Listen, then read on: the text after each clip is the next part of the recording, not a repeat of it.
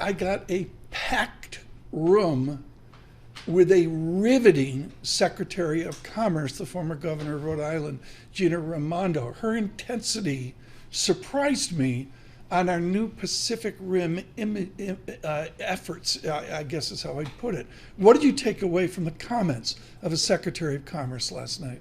Well, one that, this is an important region for the U.S. There are, you look at the demographics of India, Indonesia, the Philippines, Thailand. These are all countries with highly favorable demographics. And then you look at the opportunities for workforce development.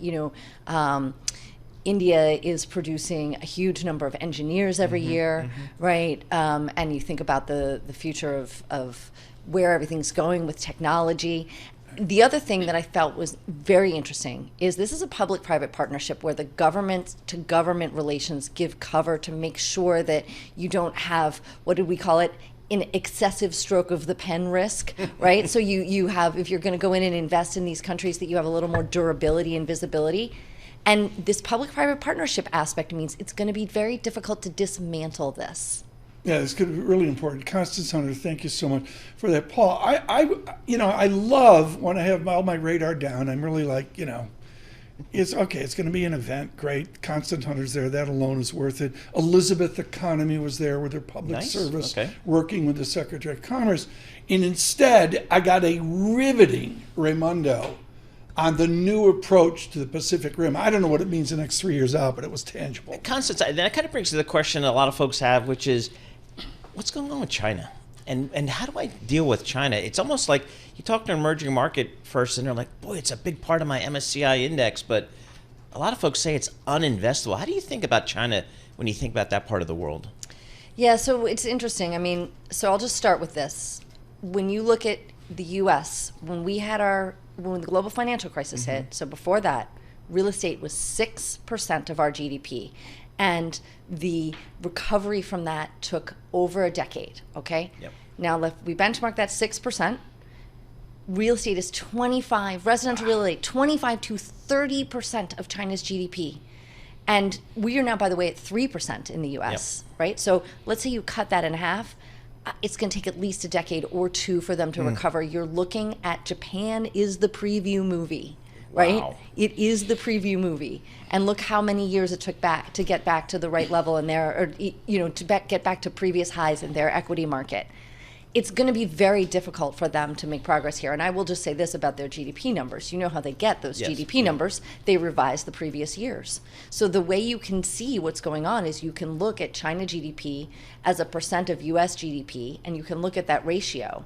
And that continues to go down. And so they are growing at a slower pace than they say they are. Yeah, it's just extraordinary. I don't know. Yeah, again, that gives you a great framework, comparing it to the U.S. and the great financial crisis. All right, let's bring it back to here. Please. We think about the U.S. economy, and Tom and I, we've talked about it with various guests on this program, about the seemingly the exceptionalism of the U.S. economy here relative to China, for example, relative to European economies, the U.K. maybe.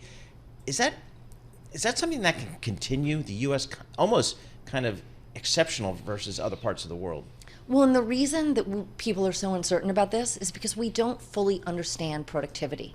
Right? If we understood productivity, you would have governments adding a cup of capital investment and a third of a cup of R&D investment and sprinkle on some education and upskilling, and then voila, you'd have this productivity growth, right? So we're in this productivity surge. The question is, how long will it last and what is underpinning it? And we see a number of things underpinning it. So just the healing of supply chains helped reduce sand in the gears. Right. Yep. Then you have people resorting all through the pandemic into jobs that were better fits for them. That improves productivity.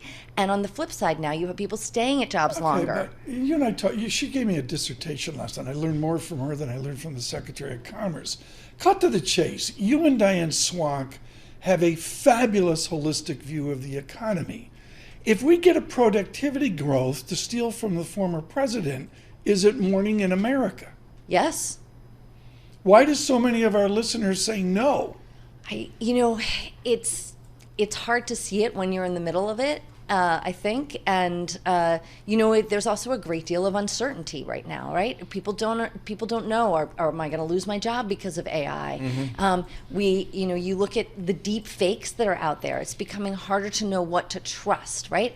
And was it Warren Buffett who said that trust is a really powerful? I'm probably misquoting him, but but that's okay. It's surveillance. You're allowed to do that. It was either Munger or Buffett who said that trust is the most powerful force in the universe, right? And so we're in a low trust environment, and that to me is the biggest risk to the economy. How about this labor economy? We're going to get a big print here on Friday. For a lot of folks, including myself, I'm just kind of surprised at the resilience of the U.S. labor market. Is it real? Is it as strong as it appears to be?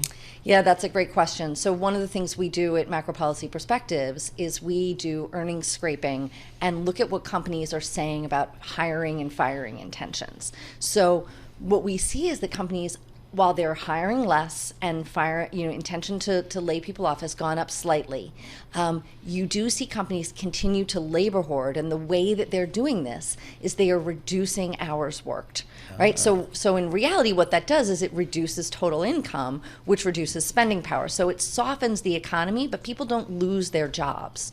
And that's an important factor.